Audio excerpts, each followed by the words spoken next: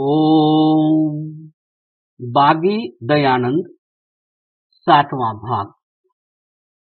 वेद भाष्य। सत्यार्थ प्रकाश, संस्कार विधि तथा पंच महायज्ञ विधि के पश्चात स्वामी जी वेदों का भाष्य करना चाहते थे।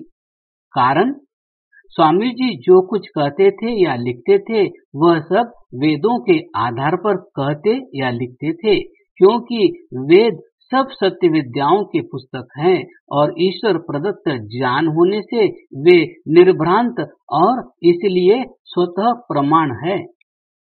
राजा राममोहन राय और केशव चंद्र सेन नए भारत का निर्माण बहुत कुछ पाश्चात्य विचारों की नींव पर करना चाहते थे।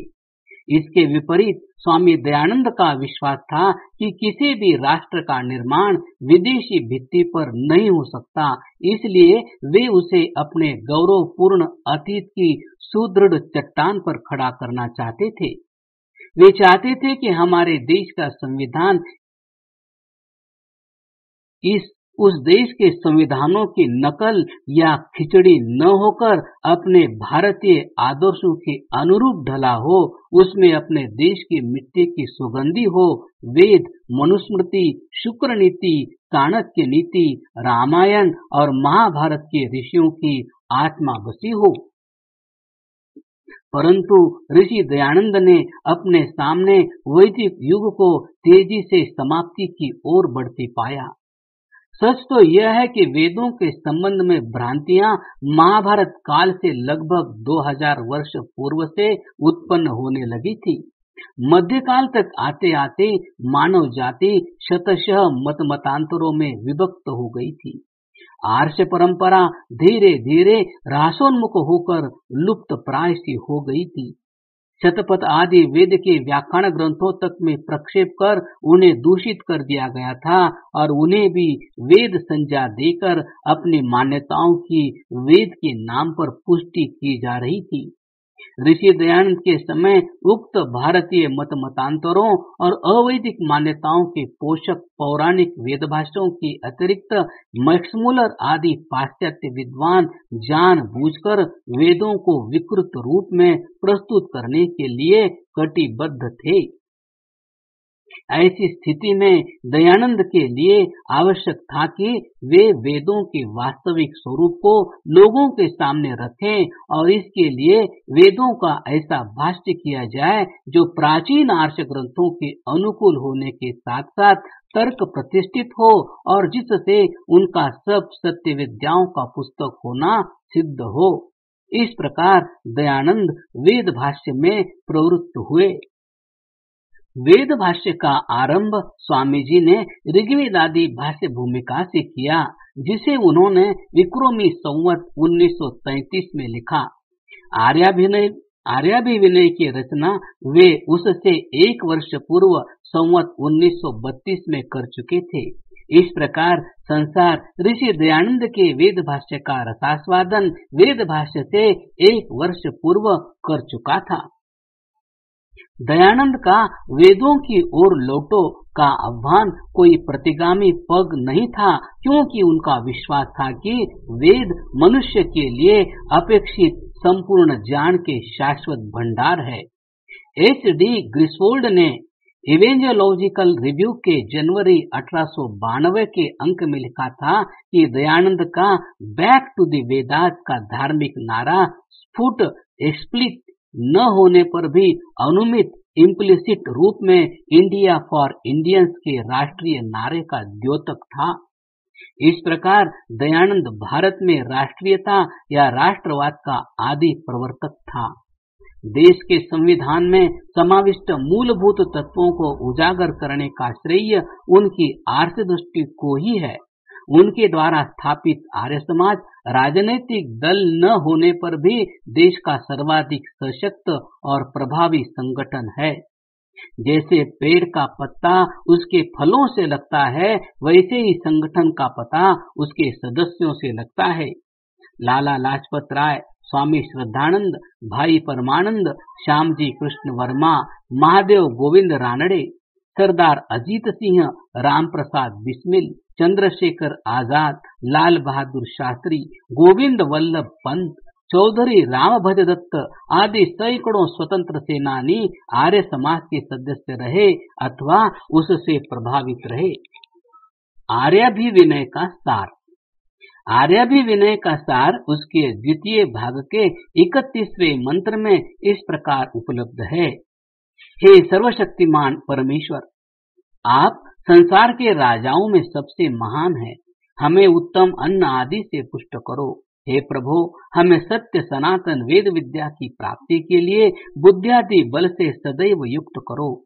हे महाराजादि राज परब्रह्मण, क्षत्राय अखंड चक्रवर्ती राज्य के लिए शौर्य, धन, धैर्य, नीति, विनय, पराक्रम और बल आदि उत्तम गुणयुक्त हम लोगों को कृपा से यथावत पुष्ट करो।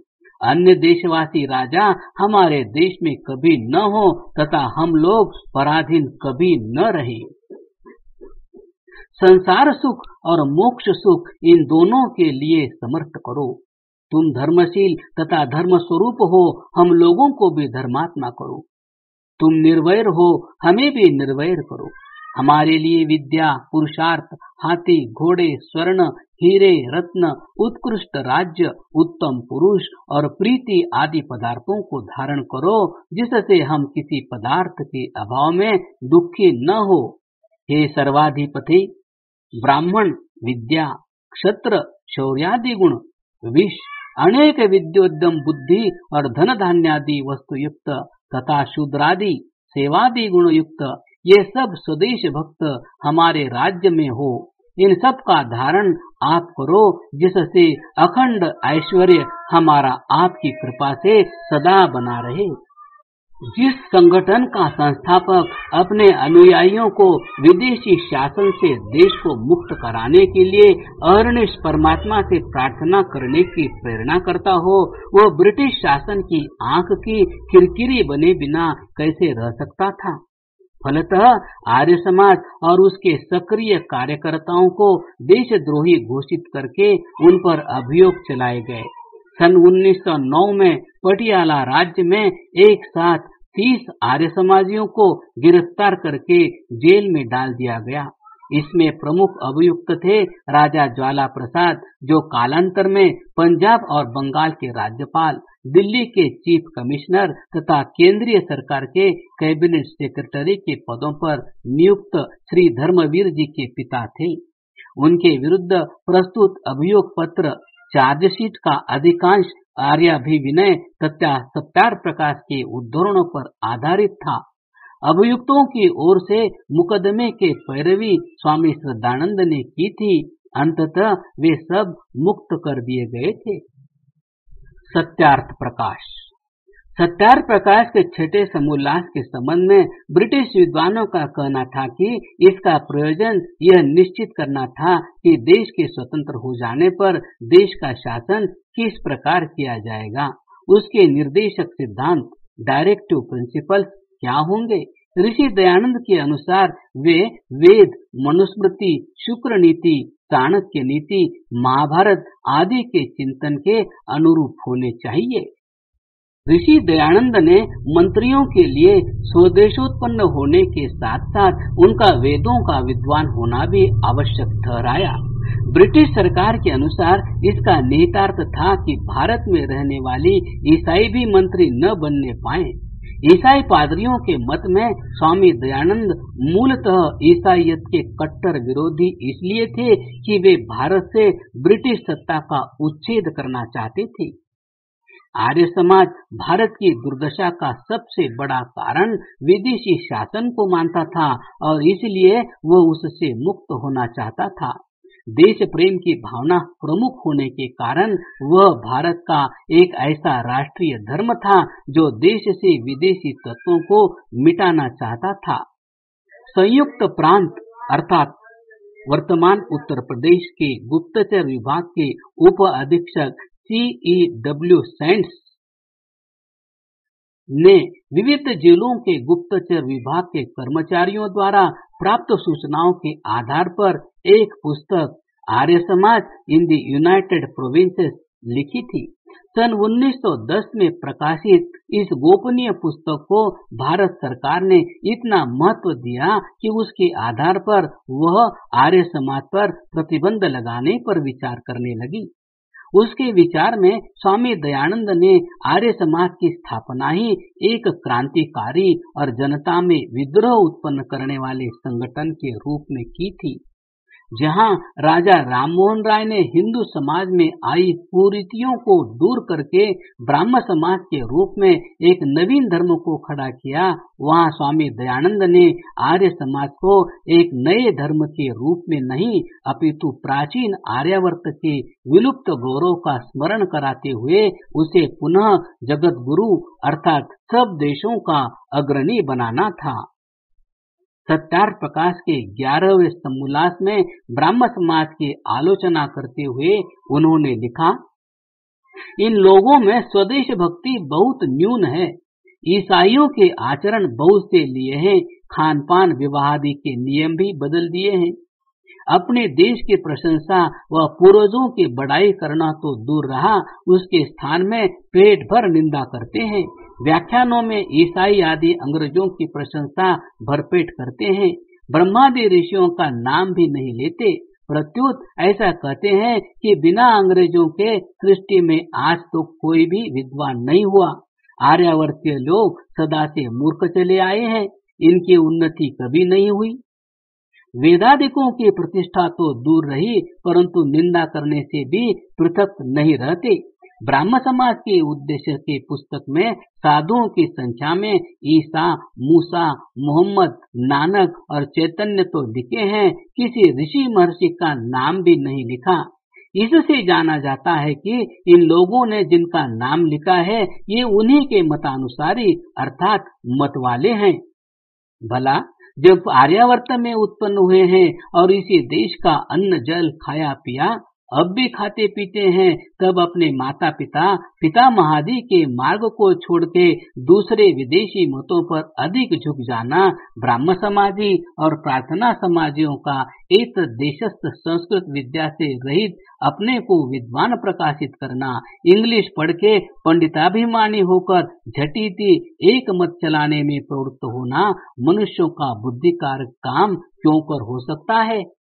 अपने प्रादुर्भाव के समय देश की दुर्दशा पर आंसू बहाते हुए स्वामी जी ने लिखा, अब अभाग्योदय से और आर्यों के आलस्य, प्रमाद और परस्पर के विरोध से अन्य देशों में तो राज्य करने की कथा ही क्या कहनी, किंतु आर्यावर्त में भी आर्यों का अखंड स्वतंत्र स्वाधीन निर्भय राज्य इस समय नहीं है। जो कुछ है सो भी विदेशियों के पादाक्रांत हो रहा है।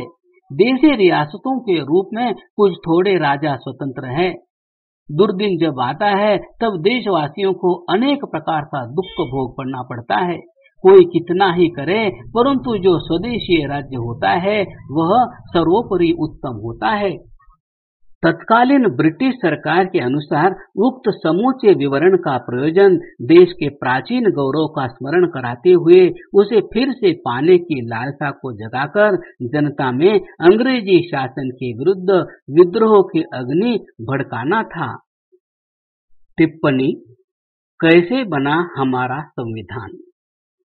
सन 1942 की अविस्मरणीय लोक क्रांति ने अंग्रेजी हुकूमत का यह आत्मविश्वास तोड़ दिया था कि अब वह अपना प्रभुत्व और अधिक दिनों तक बनाए रख सकती है। मजबूरन इंग्लैंड की श्री एटली के प्रधानमंत्रित्व वाली सरकार को 14 मार्च 1946 को घोषित करना पड़ा कि भारत को भी स्वतंत्र होने का अधिकार है। इस उद्घोष के तुरंत बाद उनका एक मंत्रिमंडल मिशन भारत आया और उसी ने प्रस्ताव किया कि भारत की एक संविधान सभा गठित की जाए। उस समय के विधान मंडलों के सदस्यों को ही संविधान सभा के गठन के लिए मतदाता मान लिया गया। जुलाई 1946 में ही इसका चुनाव भी हो गया। संविधान के पहले सत्र के लिए जो 9 दिसंबर 1946 को प्रारंभ हुआ था, आचार्य जे.वी. कृपलानी के प्रस्ताव पर अध्यक्ष डॉक्टर सच्चिदानंद सिन्हा को अस्थायी तौर पर निर्वाचित किया गया। 11 दिसंबर 1946 को ही कुल 2 दिनों बाद स्थायी अध्यक्ष के रूप में देश रत्न डॉक्टर राजेंद्र प्रसाद को निर्वाचित किया गया। विश्व को वैशाली गणतंत्र के रूप में लोकतांत्रिक पद्धति का उपहार देने वाले बिहार को भारत को संविधान सभा का अध्यक्ष देने का गौरव भी प्राप्त हुआ। संविधान निर्माण के संबंध में पहला सत्र 9 दिसंबर 1946 को शुरू हुआ। तब इंग्लैंड के मंत्रिमंडल मिशन के प्रस्ताव के अनुसार ही 2 सितंबर 1946 को एक अंतरिम सरकार गठित की गई थी। 15 अगस्त 1947 को सत्ता का विधिवत हस्तांतरण कर दिया गया। इधर संविधान निर्माण का काम चलता रहा। इसका प्रारूप तैयार करने के लिए संविधान सभा की 15 समितियां गठित की गई। इन समितियों के दायित्व थे कि वे 1935 के भारत शासन के अधिनियमों, ब्रिटिश, अमेरिकी, आयरिश, ऑस्ट्रेलियन, कनाडाई, जापानी तथा दक्षिण अफ्रीकी देशीय संविधानों, उनके लागू कानूनों के स्रोतों की समीक्षा करें। इन्हें यह कार्य भी सौंपा गया कि भारतीय गणतंत्र का संविधान रचने का वे समितियां कानून, नियम, विनियम, अध्यादेश, कालबद्ध आदेश आदि तथा न्यायिक निर्णय संविधान के विशेषज्ञ वकीलों, बुद्धिजीवियों और लेखकों के विचार, संविधान सभा के वाद विवाद तथा पूर्वागत संविधान आदि के आधार पर अलग अलग अपनी अनुशंसाएं प्रस्तुत करें। समितियों के संकलन और संपादन का दायित्व जिस समिति को दिया गया वही बाबा साहेब भीमराव अंबेडकर की अध्यक्षता वाली संपादन समिति थी। इस समिति को अलग से कोई तथ्य एकत्र करने का या नीति निर्धारण का कोई खास दायित्व नहीं भी हो रहा तो भी प्रस्तुत सामग्री संकलित कर आवश्यक बिंदुओं को संपादित कर नियोजित करने का काम भी कम परिश्रम साध्य नहीं था। श्री अंबेडकर की अध्यक्षता वाली समिति के सहयोगी सदस्य गण थे सर्वश्री N Gopalaswami Ayyangar, K M Munshi, Alladi Krishnaswami Iyer, Mohammad Saadullah, sir V L Mitra और डी पी खेतान। बाद में कतिपय कारणों से श्री खेतान के बदले श्री टी टी कृष्णमाचारी को मनोनीत किया गया। संकलित तथ्यों के आधार पर संविधान सभा द्वारा भारतीय संविधान का प्रारूप तैयार किया गया। कहा जाता है कि उसकी मूल प्रति कहीं खो गई, लेकिन डॉक्टर राजेंद्र प्रसाद ने अपनी स्मरण शक्ति से ही उसे दोबारा हूबहू तैयार करवा दिया था। बाद में जब वो खोई हुई प्रति मिल गई तो लोग चकित थे कि उसकी हूबहू प्रतिलिपि राजेंद्र बाबू ने कैसे लिखवा दी थी। इसका प्रारूप 21 फरवरी 1948 को तैयार हो गया, जिस पर सर्वप्रथम 4 नवंबर से 9 नवंबर 1948 तक विमर्श हुआ, जिसे प्रथम वाचा की संज्ञा दी गई। दूसरे वाचा का सत्र 15 नवंबर 1948 से 17 अक्टूबर 1949 तक चला। तीसरा वाचा 14 नवंबर 1949 से शुरू हुआ तथा 26 नवंबर 1949 को उसको अंतिम रूप दिया गया। संविधान सभा के अध्यक्ष की हैसियत से उसके अंतिम रूप पर डॉक्टर राजेंद्र प्रसाद ने अपने हस्ताक्षर कर उसे पारित घोषित किया। उसी संविधान को 26 जनवरी 1950 से लागू किया गया। इस बीच संविधान में अनेक संशोधन किए गए। कई बार सरकार के आदेशों को भी संविधान की सीमा से बाहर मानकर निरस्त भी किया जाता रहा। संविधान को लागू हुए आज 46 वर्ष पूरे हो चुके हैं क्रमशः।